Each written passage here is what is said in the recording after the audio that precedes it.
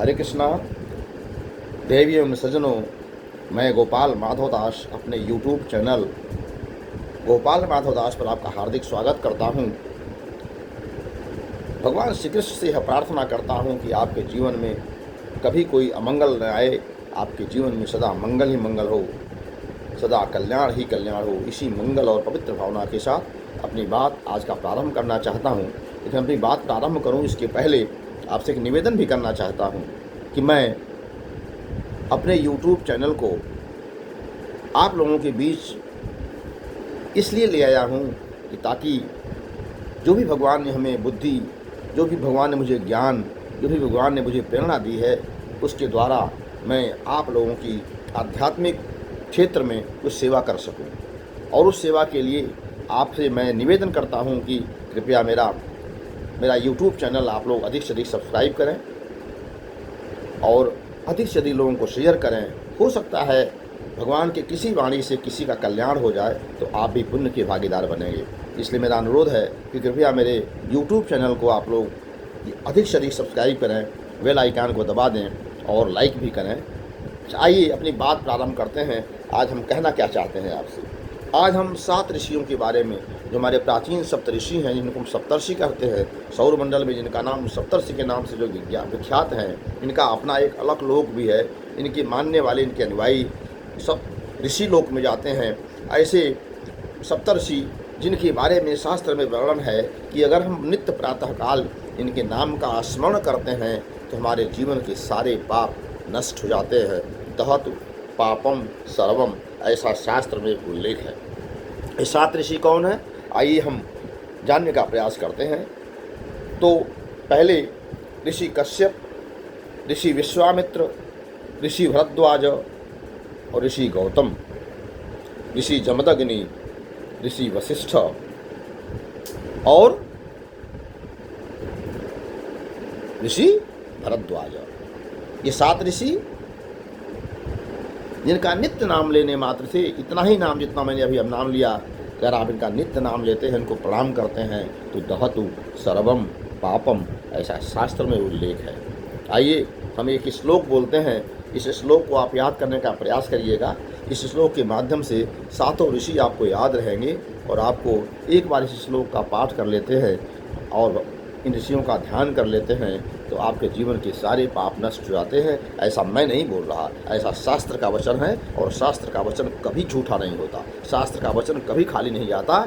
बस आवश्यकता है हमें शास्त्र की वाणी पर श्रद्धा के साथ विश्वास करने की। क्यों? क्योंकि अध्यात्म जगत में श्रद्धा और विश्वास ही फलता है। अगर हमारी श्रद्धा न हो, विश्वास न हो तो पर्वत में और पत्थर में हम भगवान की मूर्ति में, भगवान पत्थर की मूर्ति में भगवान का दर्शन कैसे करते हैं? इन मंदिरों में जहाँ जहाँ हम जाते हैं भगवान की मूर्ति कैसे है, ये विग्रह कैसे है? एक पत्थर की मूर्ति है, लेकिन हम उसमें विश्वास करते हैं, श्रद्धा करते हैं। इसमें भगवान नारायण विराजमान है, भगवान श्री हनुमान जी विराजमान है, भगवान श्री शिव जी विराजमान है, हमारे देवी देवता विराजमान है। इसलिए हमें पत्थर में भगवान का दर्शन होता है और हमें उसका फल भी प्राप्त होता है। लेकिन कब प्राप्त होता है? जब हमारे पास श्रद्धा और विश्वास होता है। इसीलिए तुलसीदास जी कहते हैं कि श्रद्धा विश्वास रूपिणौ, श्रद्धा विश्वास रूपिणौ याभ्याम विना न पश्यन्ति सिद्धाः स्वान्ताः अष्टमीश्वरम। अर्थात बिना श्रद्धा और विश्वास के आप ईश्वर का दर्शन नहीं कर सकते। ईश्वर का दर्शन करने के लिए पहली और प्राथमिक शर्त है कि आपके अंदर श्रद्धा होनी चाहिए, आपके अंदर विश्वास होना चाहिए। हम उसी श्रद्धा और विश्वास की बात यहाँ करते हैं। सप्तऋषियों की चर्चा कर रहे हैं तो सप्तऋषियों की चर्चा के दौरान अगर शास्त्र में लिखा है कि दहतु सर्वम पापम, तो श्रद्धा और विश्वास से अगर आप इन सप्तऋषियों का नित्य प्राप्त नाम लेते हैं तो आपके जीवन के सारे पाप कट जाते हैं। लेकिन कब? जब आप श्रद्धा और विश्वास के साथ इसका पाठ करेंगे तब। आइए उस श्लोक का हम उल्लेख करते हैं जिसको याद कर लेने से आपको इन 7 ऋषियों के नाम बड़े आसानी से याद रहेंगे। तो श्लोक है कश्यपोत्री भरद्वाजो, कश्यपोत्री भरद्वाजो विश्वामित्रोथ गौतमः जमदग्नि वसिष्ठश्च सप्तैते ऋषयः अस्मृतः दहतु पापम सर्वम गृहणत्वरघम नमो नमः। अर्थात तो 7 ऋषि कौन है? ऋषि कश्यप, ऋषि अत्रि, ऋषि भरद्वाज और ऋषि विश्वामित्र, ऋषि जमदग्नि और ऋषि वशिष्ठ। इन 7 ऋषियों का नाम लेने से हमारे जीवन के सारे पाप धुलते हैं, सारे पाप कष्ट, सारे पाप नष्ट होते हैं। और जब जीवन के पाप नष्ट होते हैं तो आपके जीवन में दुख, कष्ट, रोग, क्लेश, प्रतिकूलताएं नहीं आती हैं। हम वर्तमान जीवन में जो भी सुख प्राप्त करते हैं और वर्तमान जीवन में जो भी दुख प्राप्त करते हैं, वह दुख चाहे प्रतिकूलता के माध्यम से हो, वह दुख चाहे रोग के माध्यम से हो, वह दुख चाहे किसी के दुर्व्यवहार के कारण हो, वह दुख चाहे अपमान के कारण हो, वह दुख चाहे लाभ और हानि, क्षमा करें, वह दुख चाहे हानि के कारण हो। कारण कुछ भी हो सकता है, लेकिन जो दुख मिलता है हमको, जो कष्ट मिलता है, उसका एकमात्र कारण है कि हमारे जीवन में हमारे पूर्व जन्म के जो संचित संस्कार हैं, उन संस्कारों से संचित जो प्रारब्ध है, उस प्रारब्ध में जो पुण्य का अंश है, उससे हमको सुख प्राप्त होता है। जब हमारा पुण्य उदित होता है तो हमारे जीवन में सुख, शांति, समृद्धि, प्रतिकूलता की जगह अनुकूलता आती है। लेकिन जब हमारा पाप उदित होता है, पाप का समय आता है, तो हमारे जीवन में उसी प्रतिकूलता, उसी अनुकूलता की जगह प्रतिकूलता, उसी सुख की जगह दुख, उसी आनंद की जगह कष्ट प्राप्त होता है।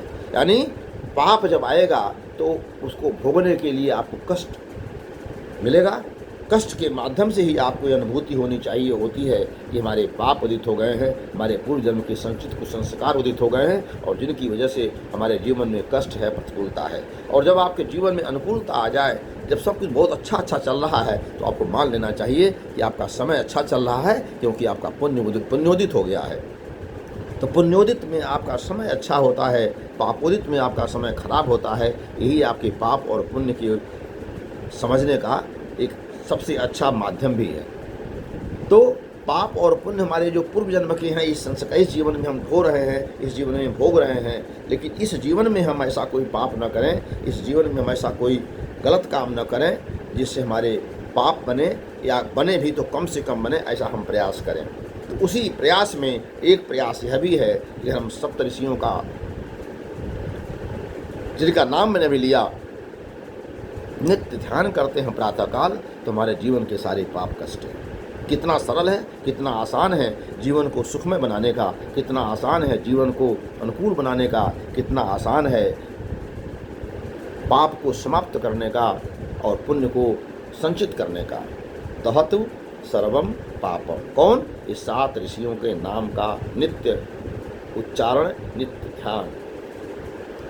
तो अगर आपको हमारा ये वीडियो अच्छा लगा हो, आपको लगा हो कि आपको कुछ इसमें ज्ञान प्राप्त हुआ है, आपको जीवन में उतारने से आपके जीवन में कुछ अच्छी चीज़ आ सकती है, अनुकूलता आ सकती है, तो आपको हमारे इस वीडियो को अधिक से अधिक लोगों को शेयर करना चाहिए। और फिर आपसे विनम्र निवेदन करता हूँ, हमारे YouTube चैनल गोपाल माधव दास को सब्सक्राइब करना चाहिए। इससे थोड़ा सा मुझे भी बल मिलेगा, मुझे लगेगा कि आपका आशीर्वाद मिल रहा है और लोगों तक जाएगा, तो लोगों किसी न किसी को इसका लाभ जरूर होगा।